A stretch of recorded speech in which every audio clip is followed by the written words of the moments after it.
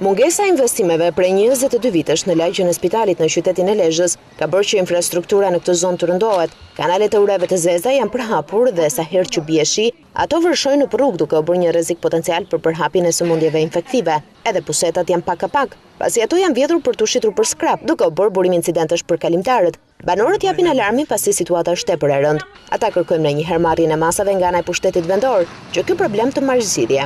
S'vën kush në dorë në këtë lagje, rruga tash 30 vjet se jam në këtë lagje isho është, mushet e rruga plot me ujë. As nuk ka prekur zonde.